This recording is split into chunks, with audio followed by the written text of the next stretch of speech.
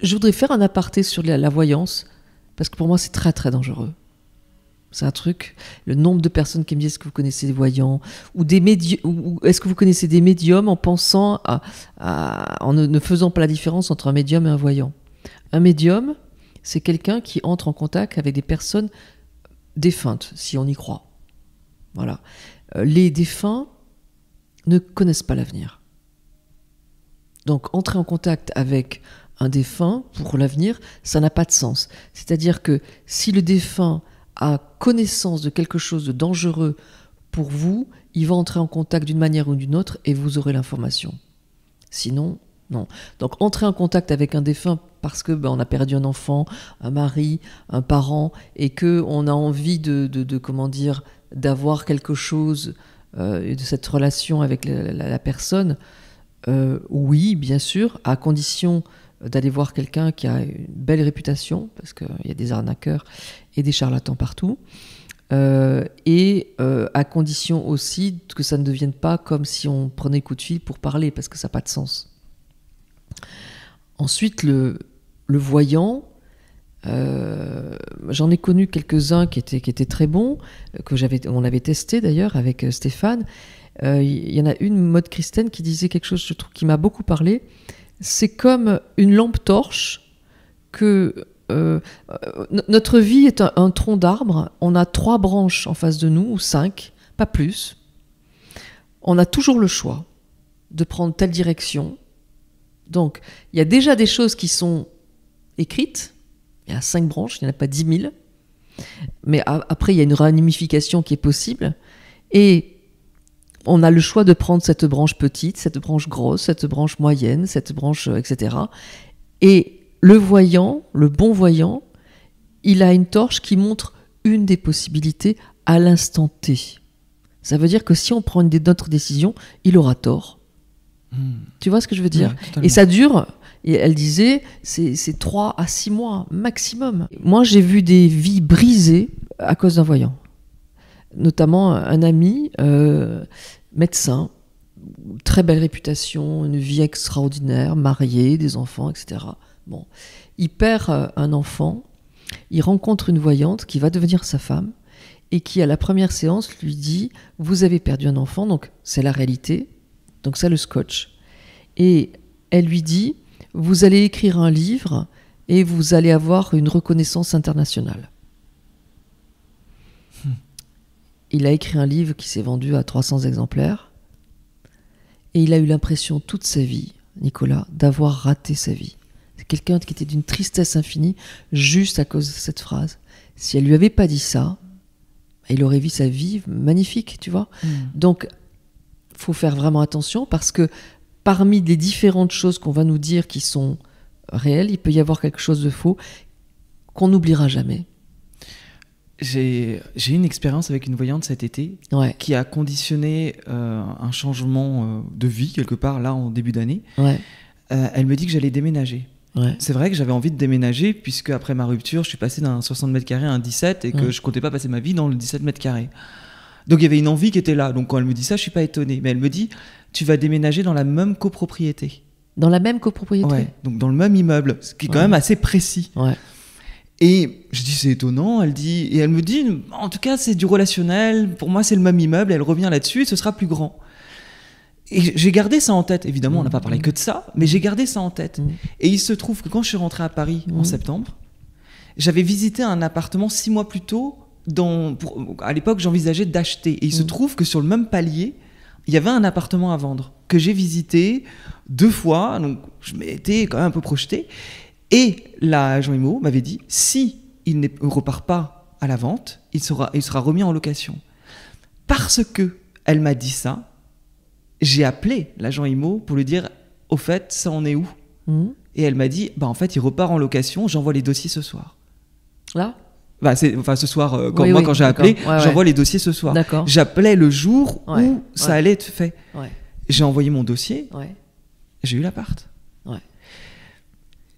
Si la voyante ne m'avait pas dit ça, jamais j'aurais rappelé l'agence pour avoir cet appartement. Ouais. Jamais. Ouais. Et je me dis, Ouais. Faire attention. Ouais. J'ai été influencé. Ouais.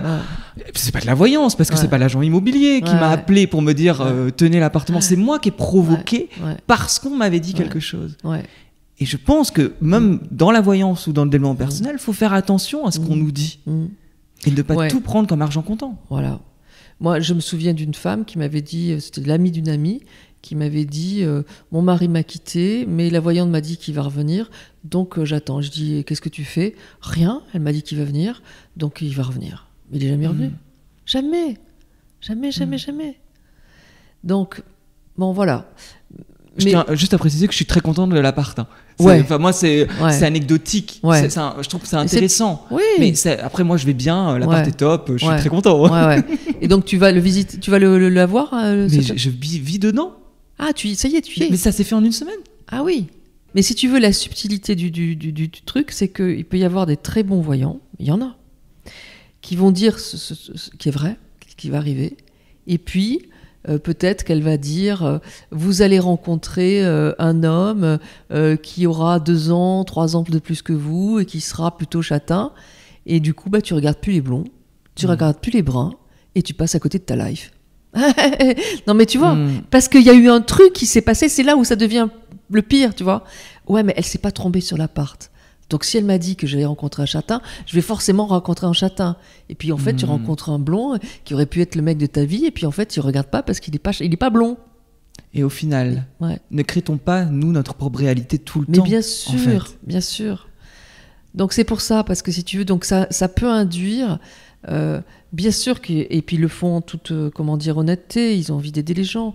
Mais attention, parce que mais tellement de gens qui sont passés à côté juste parce qu'on leur avait dit quelque chose et que c'était pas vraiment, et au lieu de vivre la vie, ils se laissent influencer par quelque chose. Là, l'appartement, c'est bien, ça t'a aidé, c'est génial. Mais voilà. Donc attention. Merci d'avoir écouté cet extrait jusqu'au bout, je n'ai pas grand-chose à rajouter. D'ailleurs, l'épisode 87, je t'invite à l'écouter si tu aimes Natacha ou si tout simplement tu ne la connais pas. C'est vraiment un épisode que je trouve inspirant face à une forme de résilience à la vie, de pouvoir avancer malgré les épreuves. Et c'est vrai que là, j'avais beaucoup aimé ce qu'elle a pu aborder parce que effectivement, et j'ai partagé mon expérience aussi face à la voyance, on peut se rattacher des fois à justement ce genre de pratique pour nous donner espoir dans le futur. N'est-ce pas ça que l'on va chercher dans ce genre finalement de pratique? Et finalement, quand on va voir un voyant, une voyante, on veut quelque part connaître l'avenir pour avoir un avenir tout tracé, mais un avenir sécurisé, puisqu'on nous dirait des choses positives. Ça pourrait nous rassurer. Je pense que c'est l'essence même finalement de la voyance en règle générale.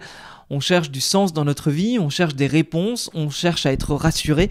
Et des fois, en voulant être rassuré, en voulant avoir des réponses sur l'inconnu, en fait, on se met des bâtons dans les roues. Hein. C'est vraiment ce qu'elle a dit, donc j'ai vraiment pas grand-chose de plus à dire. Et des fois, même si c'est effectivement déstabilisant, étonnant, il faut savoir prendre du recul. Ne pas foncer tête baissée dès qu'on nous dit quelque chose, mais garder son libre arbitre et surtout savoir réellement ce qu'on veut, et plus peut-être même prendre des temps de méditation, d'introspection pour savoir vraiment ce qu'on veut plutôt que laisser les autres nous influencer finalement sur le futur. Merci en tout cas d'avoir écouté cet extrait, l'épisode 87 avec Natacha, pour l'écouter en entier, et je te laisse aussi laisser 5 étoiles sur Apple Podcast ou Spotify. C'est vraiment quelque chose d'important, j'ai l'impression de me répéter à chaque fois, c'est même quelque part un peu barbant pour moi de toujours répéter ça, mais finalement quand je vois le nombre d'écoutes, les écoutes évoluer si positivement, et je vous remercie d'être toujours aussi nombreux, je comprends pas pourquoi par exemple sur Apple Podcast on stagne autant à 179, 200 avis, alors que, 179 justement, et qu'on n'atteint pas les 200 avis, alors que vous êtes beaucoup plus nombreux aussi à m'écouter sur Apple Podcast. Ce podcast est gratuit, me demande énormément de temps, et c'est vrai que laisser 5 étoiles et un commentaire peut peut-être tellement bénéfique pour moi dans cette croissance que voilà, si vous voulez que ce podcast continue à exister, les petits 5 étoiles et un commentaire, ça aide vraiment drôlement à faire avancer ce podcast.